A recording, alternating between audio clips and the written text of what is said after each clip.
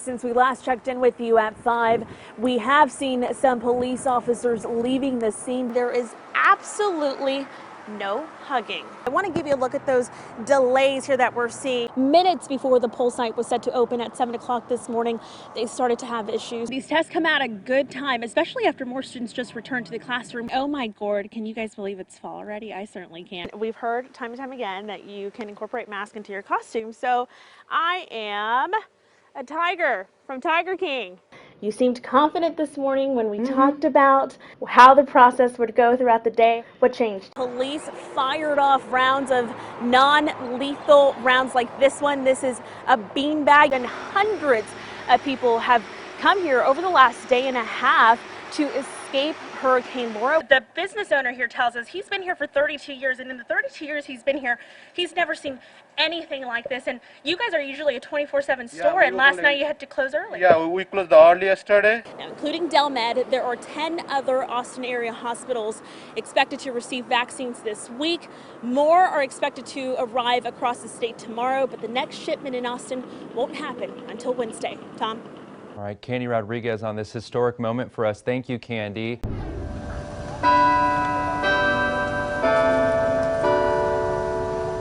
Hours before the sun came up, Arturo Carvajal stood in line waiting to get tested. I got here at 4:45. He got tested last month. The result, positive. Now he hopes to test negative. Without that negative test result, I can't return to work, and I have to work. I have bills to pay. The longtime construction worker admits he didn't believe the virus was real. But he's not the only one. Just a couple of spots behind Carvajal stands Ramiro Maldonado Maciel. He agrees with Carvajal. Maldonado Maciel was skeptical until now. I've been feeling bad.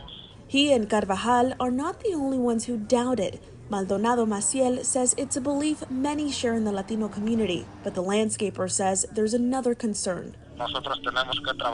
We have to go out to work. We can't stay home. We have to risk it all for our family. It's for that reason that Rosa Escobar and her 10-year-old son got tested. I came to get tested as a preventative measure, she said. The school custodian says she's been taking care of herself, but it doesn't stop her from worrying, especially when she sees how it's affecting Latinos. I get sad because it's my community. Today, all three of them can agree on one thing. COVID-19 is real. We need to take care of ourselves. Take precautions. This virus is attacking, and it's attacking hard. After an extended last call, James White is ready for another round at the Broken Spoke. We're ready to get opened up. If you don't have any fun out of life, I mean, what's the use of even existing as far as I'm concerned? With new guidelines in place, James says he doesn't expect most people to go boot scooting anytime soon. Always gotta let the music take you where it does. And I don't think that we will see, that people that want to dance that much at first. I think they're going to be happy to come in and sit down and drink a cold beer. Another well-known South Austin musician and bar owner who did not want to be identified says he doesn't understand the idea behind discouraging dancing. I just think it comes natural. It's part of being a human being, and I'm not going to discourage people from being human. James also questions the move. We get couples or we get families, and when we get couples, a lot of them are married, and a lot of them, they probably live together, and I'm thinking, well, hell, they sleep together. What the hell's wrong with dancing together? But for now, he'll do his best to walk to the beat of the state. I don't know. It just, I think it's something that the governor meant, he'd rather us not do it, but it's not against the law to do it. Broken Spoke opens its doors for lunch today at 11. The other South Austin bar owner tells me he'd prefer to wait a little longer before reopening, but he feels like he has to because bills are piling up. In Austin this morning, Candy Rodriguez, KXAN News. A connection. Because I knew that there were other African Americans here, I just didn't know where they were. It's what we as humans search for.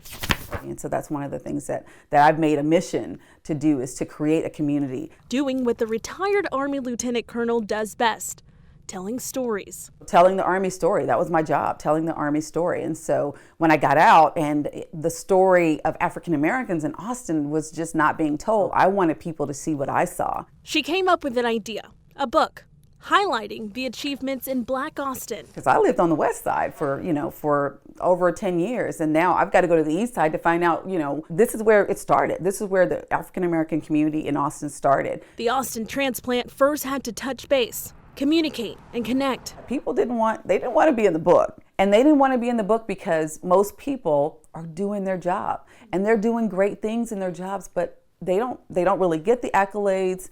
But I told them it's not about you.